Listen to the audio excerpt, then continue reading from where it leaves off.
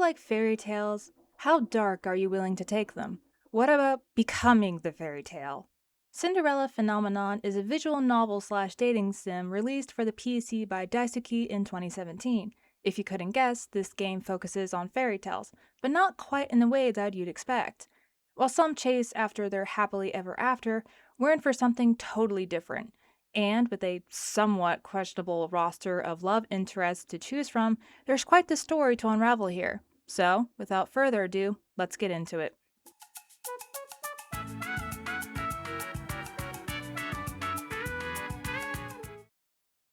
Before getting to the meat of things, let's dive into a somewhat brief history of the dating sim. As I'm sure you know, older gaming consoles didn't have the oomph that modern technology has today. Graphics were colorful pixels on screen, mechanics were simple at best, and developers really had to rely on storytelling to get their points across. With video games still being a rather new concept, it was seen as more of a guy's activity regardless of age. Here we have Yuji Naka and Hiroshi Kawaguchi enter the scene. Both were tasked with making a game targeting a young female audience because, well, money. Gotta get the whole demographic somewhere, am I right? Thus brings one of the first, if not the first, dating sim, Girls Garden, which was released on the Sega SG-1000 in 1984. The story is simple. You play as a girl named Papri, and it's up to you to help her collect 10 flowers for her boyfriend Minto before he runs off to another girl named Coco. With each round, Papri has to collect flowers that are completely in bloom while avoiding obstacles like rocks and tree stumps. And no, it doesn't stop there. Papri has to avoid hostile bears and falling into the river. All of this has to be done within a time limit because Minto sucks. Coco is not the homewrecker here. She just stands and watches while Minto is like, meh, fuck it. I fear Minto would like our next mention, the defunct developer Jast. Jast mostly did visual novels and software. Can you pick up on where we're going here? Now, Jast did one thing in particular that really made a mark in the genre, and that was with their 1985 release of Tenshitachi no Gogo. Tenshitachi no Gogo, or Angel's Afternoon, is one of the first Shoujo games to ever exist. Unsurprisingly, this game was marketed towards the young adult male audience, specifically with its pornographic elements and modern anime art style that was similar to popular manga at the time. Here, you play as an unnamed protagonist trying to seduce the popular star athlete of the tennis club, Yumiko Shirashi. To progress in the game, you have to befriend Yumiko's friends and gather info from them. Angel's Afternoon is considered the precursor of adventure-style dating sims, and it influenced the modern dating sim structure, which I thought was pretty neat. A lot of older games typically had the same genetic makeup. The player had the goal of making a confession to the chosen love interest. Love is a measurable resource earned through decisions and stats, and everything happens within a predetermined time limit. And given that early entries came out in the 80s, technological limitations left dating sims text-heavy and focusing on visuals rather than actual gameplay. This is the reason why dating sims and visual novels have a lot of overlap and are generally interchangeable. When it comes to dating sims, they typically fall into two categories, otome and baishoujo. If you know anything about dating sims, chances are you've heard of the term otome. Otome actually translates directly to mating game, while baishoujo translates to pretty girl. Baishou is also a term used to describe a beautiful anime girl. When you hear the word maiden, more romantic, emotional imagery comes to mind. Pretty girl games relate more to the, H category. There are two games that continue to pave the way for dating sims to come, 1992's Dokyosai and 1994's Tokimeki Memorial. Both involve the male protagonist to interact with numerous girls and potentially have a relationship with them. Dokyosai introduced the aspect of having several personality types and unique character stories spread across the 14 love interests. Tokimeki Memorial, on the other hand, focused on stat raising and time management and had the bomb mechanic. The bomb mechanic is basically where you don't give each girl the time she needs or she'll turn around and start spreading rumors, which leads to decreased affection points. Dokyosai didn't really have this in-game, but you did have other male rivals that could score a girl before you could. This brings us to another 1994 release, Angelique for the Super Famicom.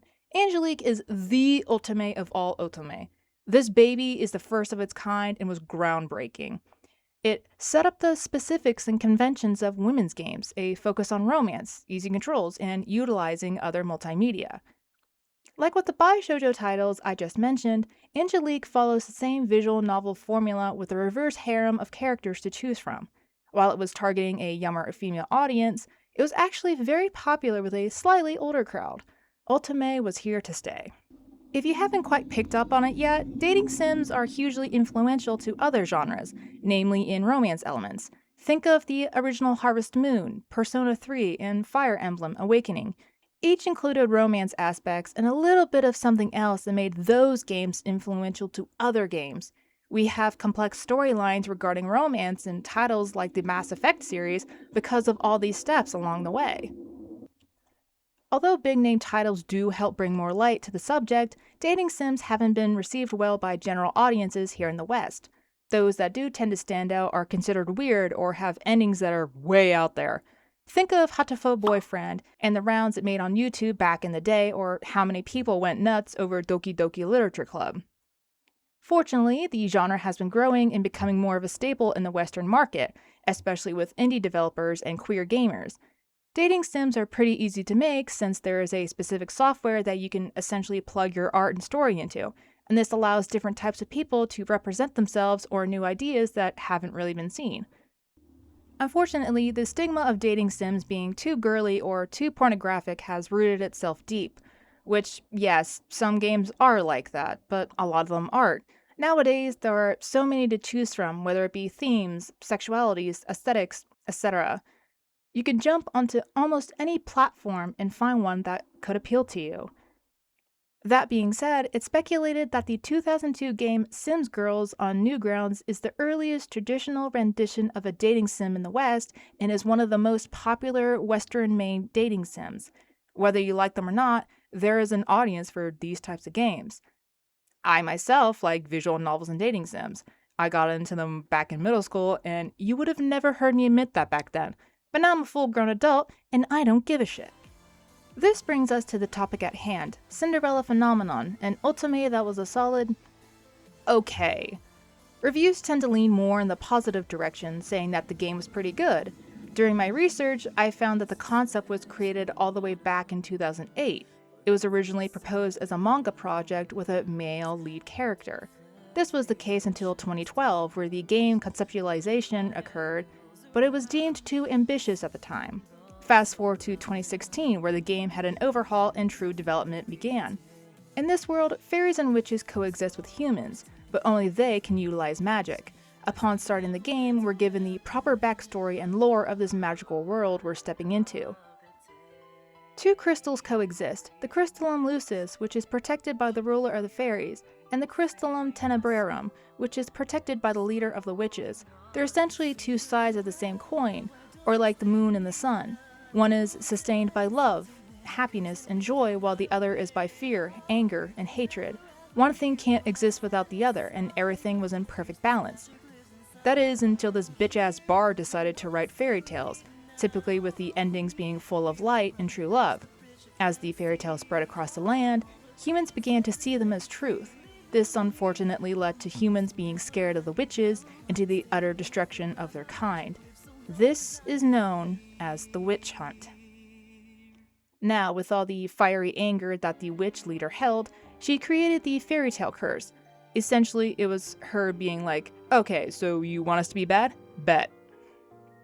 Witches used the curse against humans all willy-nilly, thus throwing the kingdom into turmoil and just making everything suck for everybody. The Lucis bearer wanted to restore peace, but the witches were understandably still angry about the witch hunt, so an entire war broke out. Eventually, the Tenebrarum bearer was defeated, the crystal was lost, and peace was restored. Or so we think. We are then introduced to the player character, the Princess of Angiel. You can name her whatever you want, but her default name is Lucette, so I'll be referring to her as such. Anyway, she's on the streets, dirty and forgotten because she'd become a victim of the fairy tale curse. We backtrack a bit as the game shows us what happened leading to her being cursed. Curses have been popping up more and more lately. Our princess, however, doesn't seem to care. In fact, she believes that people deserve it. It's shown very quickly why Lucette is dubbed the Ice Princess throughout the kingdom. She's rude, she thinks lowly of others, the whole shebang. Also, her mother is dead. Yay trauma. We skip ahead to breakfast where we meet the rest of the family. There's the king, her father, and her stepfamily, whom she doesn't like. Stepmother can never be like mother and isn't a true queen, and stepbro. We'll dive more into that later. This sister bursts onto scene. Lucette despises her in particular. Emmeline is a genuinely kind-hearted person, and she sees Lucette as one of her own flesh and blood. Anyway, Em mentions how she's been reading fairy tales. The king got them specifically because none of them were in the castle before. Yeah, it turns out that Mother had all the books burned. I wonder why. Either way, it's clear that the family dynamic here is no bueno. Lucette sees humans as the wrongdoers in the world, and that witches aren't necessarily the ones responsible. The king quickly shoots back with saying how the witches caused nothing but pain and suffering to innocent civilians. The truth is, Lucette lived a very sheltered life. She wasn't allowed to leave the palace, sometimes not even her room. She doesn't know what life is like for the average person. She doesn't know what it was like when witches were running free before and during the war. Clearly, this acts as a huge strain on every relationship she has. Father seemingly doesn't love her. He treats his stepchildren like his own, and he treats his new wife even better. Mother was the only one who cared.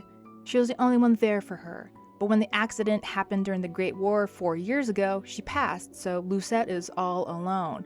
We're then introduced to Fritz, Lucette's personal guard. You'll notice something when it comes to romanceable characters. They're each introduced with a special art cutscene. Oh, the stepbrother Rod had one too? Oh yeah, it's exactly what you think. Anyway, since Lucette has a shit relationship with practically everybody, she consoles in her dolls a lot. They're her only friends, the only ones she can trust. She only started receiving them after Mother died, and they would come with a letter that would lead the princess on this fantastical journey through the palace that would lead to gifts, cakes, and sweets. All of this had to be kept secret because Mother didn't believe in birthday celebrations. For her 17th birthday, she received a very special doll named Delora. Delora is the favorite doll and the one our princess speaks to the most. We'll come back to her in a bit. The next day, both princesses are set out to enjoy a day in town. However, our protagonist hasn't left the palace since the Great War ended. She isn't keen on going into town, as she already knows that human nature is inherently bad and people are always quick to betray and manipulate others. There's no point in seeing something she believes is true. Either way, she sets off with Em and Rod with Fritz in tow. It's at a toy store when we meet yet another love interest, a stunning woman whose beauty rivals Mother's. She's so lovely that people in town claim that she's a fairy. The princess is quickly turned off because fairies are supposed to be saviors, but they still allow the fairy tale curse to be spread. As the crew go around town, the citizens openly point and stare at Lucette, which, yeah, I guess they would. However, most avoid her, though she does receive some spiteful stares, but they aren't nearly as tense as they were 4 years ago. Surprise, surprise, we're met with another love interest. Who's a boy? Anyway, he's doing some magic during a street performance and makes white lilies pop up for the princesses. He looks to Lucette expectantly, but becomes a bit disappointed when nothing happens. I'm not gonna say anything until we get to his route, but I am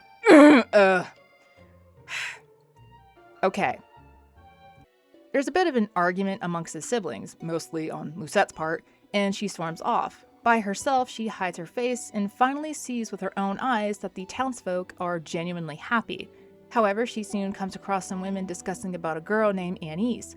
Anise apparently used to work as a maid at the castle, but she tore Delora's dress, thus leading to Lucette firing her on the spot. The women continue to say things about Lucette being the Ice Princess and how Emmeline could never be like that. Ever since Em came into Lucette's life, she's been constantly compared to her and has become second best. We return to the palace. Lucette shuts herself away in her room, she falls asleep, yada yada. A voice singing Twinkle Twinkle Little Star wakes her up right before midnight. Delora is speaking. She's no longer with the other dolls. She turns into a full-grown woman. And now, for the moment that we've all been waiting for, Lucette gets cursed by the witch Delora. When Lucette awakens again, she's on the street and nobody recognizes her. No one believes her when she says that she's the crown princess of Angiel. What's more, she now sports a necklace with a glass slipper pendant adorning it. Lucette hastily returns to the palace, going on the same spiel as she did to other people. The guards don't believe her, and her own father, the king, doesn't believe her either when he comes outside. He gives her a bag of coins, saying that she must be hungry and that the kingdom has work opportunities for those who need them. He's rather kind to her in this interaction, more so than he's ever been. The guards lead her away and she's left alone, but in a whole new sense this time. Over the course of the game and its different routes, we'll get these dream sequences that act as flashbacks to Lucette's childhood. We finally get a sense of what the relationship was like with Mother, and unfortunately, it's not good. Now, since this is an interactive story, different choices can be made to determine the outcome. Our first choice pops up when Lucette is running away from these two assholes because they saw the bag of coins she received from the king. Choices in this game tend to go two ways. They can either lead to the good ending or the bad ending. I'll have a full compilation of the good choices when I discuss the routes more in depth, but the good choices are determined whether or not you have a colored crystal appear on screen. Anyway, disregarding the choice made, we still end up with a redhead warding off the guys with the sword and the dark-haired boy from earlier. Lucette passes out, again, but this time wakes up in a whole new location. The maid who tore Dolores' dress is with her, and oh look, so is Delora. Naturally, Lucette confronts her and demands that the curse be removed. A different lady comes in. This is the fairy Parfait. Lucette is shocked that a fairy and a witch could be friendly with each other. Asking the two of them questions reveals the main plot of the story. Lucette was cursed because of how she treats other people, and she must complete 3 good deeds to obtain a piece of the glass slipper. Once she has 2 full glass slippers on her necklace, she'll be freed of the curse. If she fails to complete the deeds, she'll be stuck in poverty forever and bye-bye anyone who remembers her. We then learn that Parfait is the Lucis Bearer, aka the strongest fairy. The Great War greatly damaged her, hence why she's so frail looking and her powers aren't as strong. They discuss a bit more of the lore we've heard already, about how the 2 crystals coincide with one another and how human emotions fuel them. This bitch-ass bard from before was none other than Hans Gabriel Grimm, because of course it was. Again, witches were hunted, and witches didn't fight back because it was against their moral code or whatever to use their powers to cause harm. The Tenebrarum Bearer broke that rule with the fairy tale curse being spread. With all of these negative emotions, the crystal itself grew incredibly strong. Working alongside it caused many witches to become corrupted as its properties poisoned the heart and mind. After that conversation, Lucette vows to herself that she will break her curse. We're then brought downstairs to the main hub of the game, the Marchen Tavern. It's a home specifically for those with the fairy tale curse, and non-cursed people can't come inside. Remember that Annie's from earlier? Yeah, she's here too because Parfait took her in. We also meet 2 former knights, Jurian and Garland. Apparently, they were dismissed from their duties for acting out against Sir Alcester's orders, but that will be discussed later on.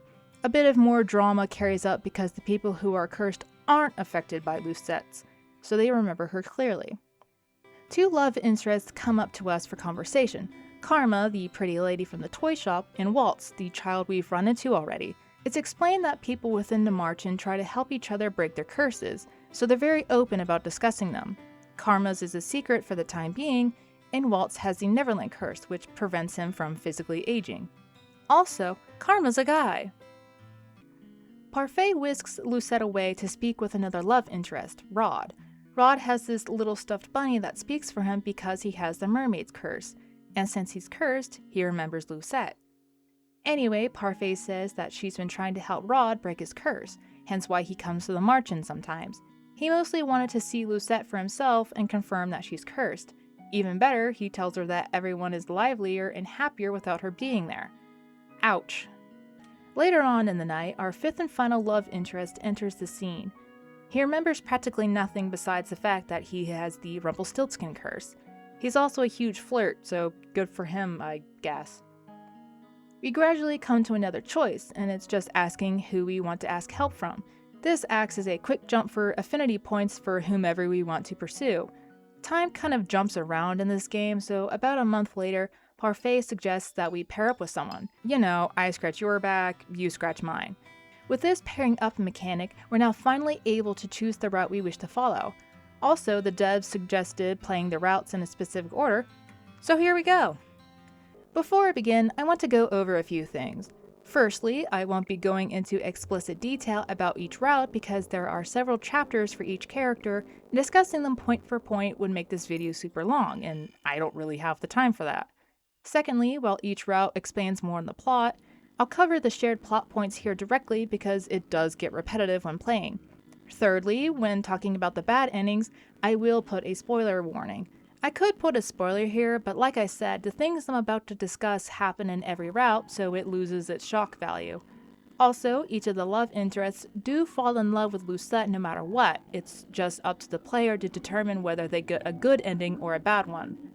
Alright, so here's the big plot twist of the game, so brace yourselves or skip ahead like 30 seconds or so if you don't want to hear it.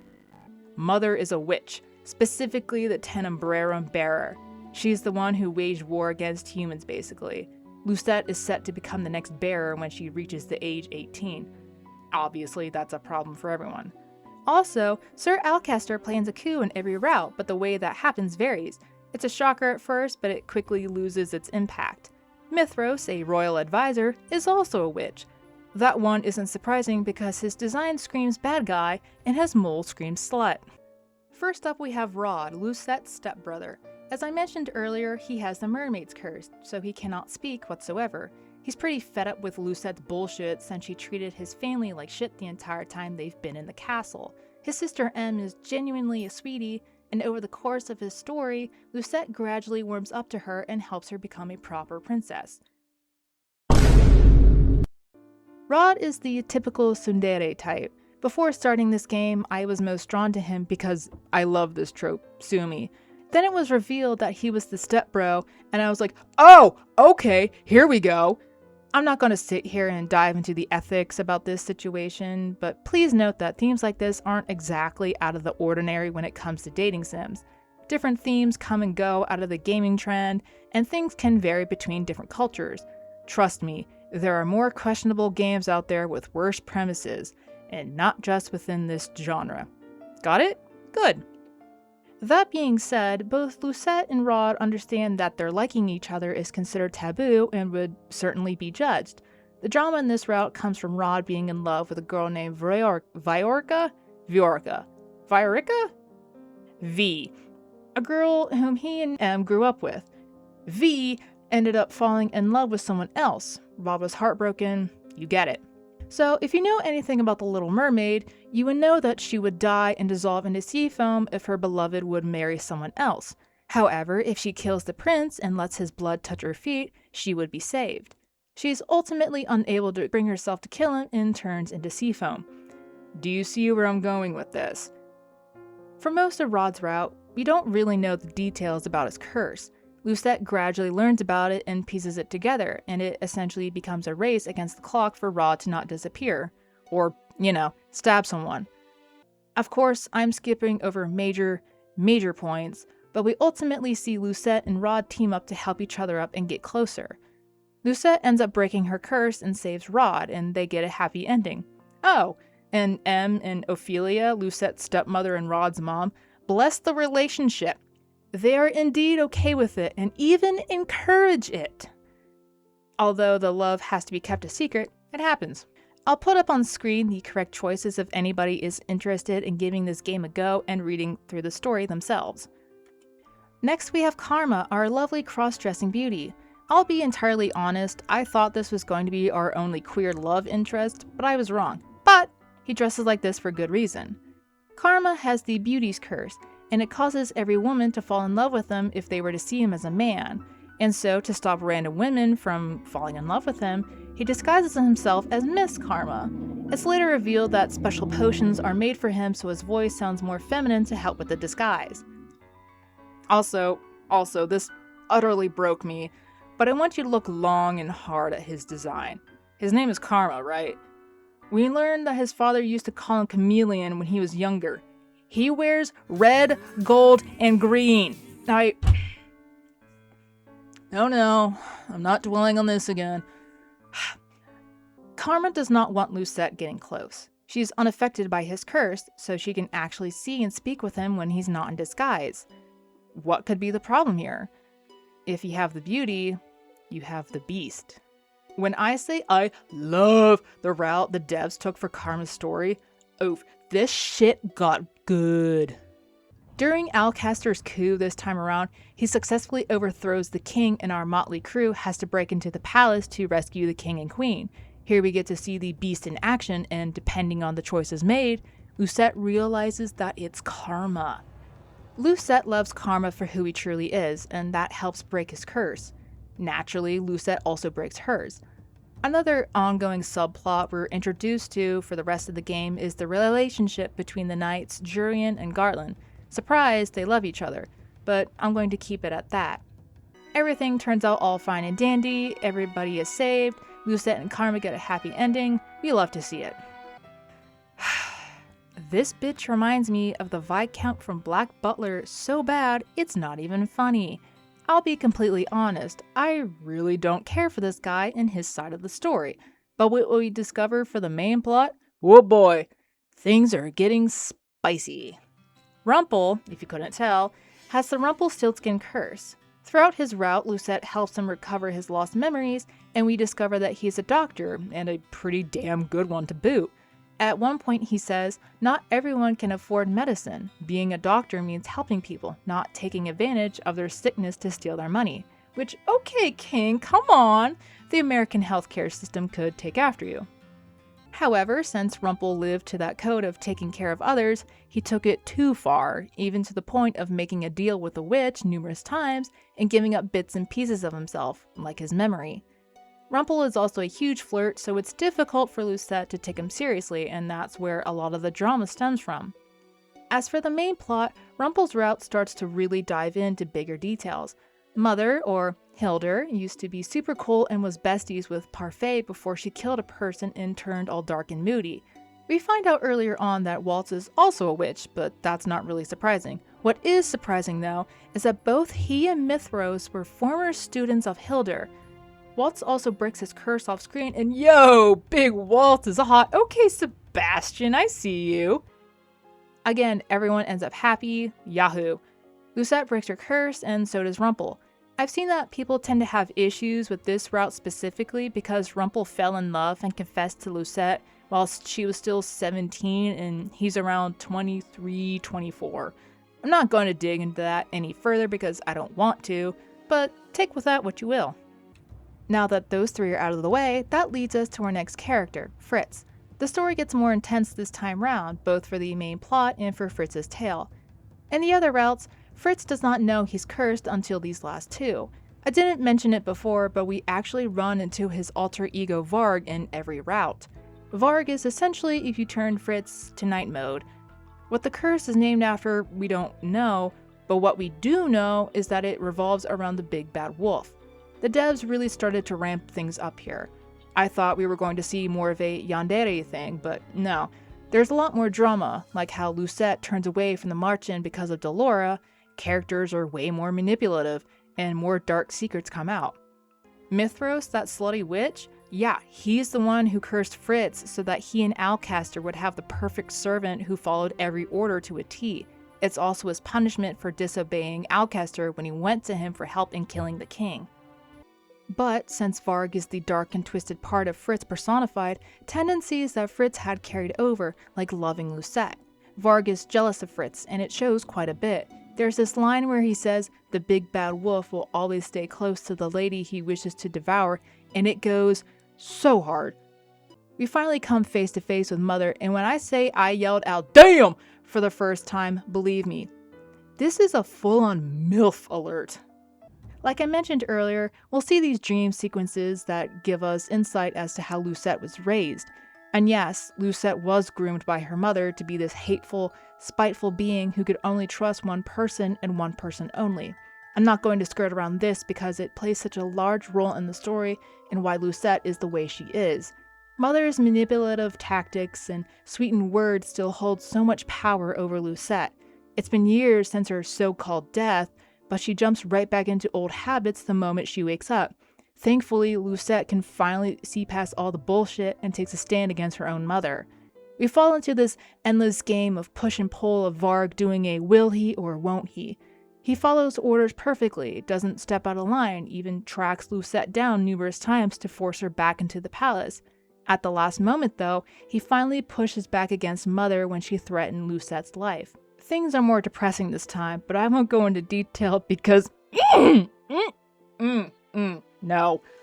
Lastly, it's time for Waltz. Waltz could technically be considered the main love interest as his route was the first one completed, and his has the most going on story-wise. If you plan on playing this game, this one is a real doozy. First and foremost, he and Lucette knew each other. They were even friends at one point. Unfortunately, Lucette can't remember that at all because Mother did some hocus-pocus bullshit that altered her memory because A. Manipulation. Secondly, Waltz is very open about his curse from the get-go. He brings up Tinkerbell and Neverland, which are just code names for a key in a box that holds his shadow inside, aka his magic. And that's why he can only perform simple magic tricks on the street and why his appearance is so young. If you recall, I said that Lucette's first meeting with him left him disappointed, and this is why. Lucette used to love his little tricks when they were kids, but since she can't remember...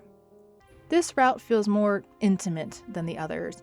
Waltz carries the sadness of a lost love who's literally standing in front of him, but he doesn't force anything. He's incredibly supportive, attentive, and he just cares so damn much. Plus, he's super cute. What can I say? I have a type when it comes to games like this. The main plot takes a lot of nosedives, and not in a bad way. I mean, this shit gets intense. I won't go into explicit detail. I'll be here all day if I did. I will say, however, that Waltz is incredibly powerful when his magic is fully returned, and that's the reason Hildur wanted to teach him in the first place. It's through this apprenticeship that Waltz gets to meet Lucette and befriend her in the first place. He dubbed her Little Star because she was his light in that dark place. And with the shit that Mother did, yeah, it was a dark place for everybody. There's more death, and it's just sad. It was sad the last time, but this was sad. Mother is also weaker in this route. The Tenebrarum has essentially rejected her as the bearer totally and has chosen Lucette. This comes into play since Alcester puts a bounty on her head later on, and the bounty creates a rift between Alcester and Mithros because of course those two idiots are still trying to overthrow the king and have a different leader, yada yada, you get the point. When Mother's terror is officially put to an end, Lucette takes up her place of being the Tenebrarum bearer and dismantles the fairy tale curse so it can no longer be cast. After completing each route, there's this little bonus story where a new fairy tale is based off Lucette and Lover's story, which is really cute. This leads into the sequel where it goes more in depth of what happens after the happily ever after. But what happens when you get a bad ending? What if you chose the wrong choice or just wanted to see what happens? I'll be spitballing these in rapid succession, so spoiler warning because these are dark, but you ultimately want to aim for the happy ending, right? Let's do this. When reaching a bad ending, the story just goes the end and cuts it to a blood red version that says bad end, because that's not ominous at all. Rod tells Lucette he likes her and vanishes into thin air. Poof, he gone. Lucette kills Claude in his beast form. That's it. Rumpel sacrifices himself and ends up getting stabbed and dying. Mithros then uses Lucette as bait for everyone else at the Marchen to effectively kill them as well. Varg also sacrifices himself to save Lucette, tells her he loves her, then shifts back into Fritz before dying. If Hildur wins, she drains Lucette completely of her power and spirit, leaving her as a soulless doll. Waltz becomes her servant in hopes of saving Lucette, but things are looking dim. I know I could have gone into each and every little thing that goes into these stories, but I don't want to. I know it can be difficult to not go into spoilers when doing these reviews, and I have talked about spoilers, and I will do it again. But sometimes, I don't want to ruin a good story. Waltz's route, in particular, was doing 180s left and right, and I enjoyed it. Granted, there are some tropes that made me kind of roll my eyes, and some dialogue just outright pissed me off. I still don't care for Rumpel's route. It just felt very plain and basic compared to what the others offered. Some were more lackluster than others, and I was heavily disappointed that Varg didn't have a beast form like Karma. I know a lot of time and effort goes into creating a game and coming up with the visuals, but as a player, girl, come on.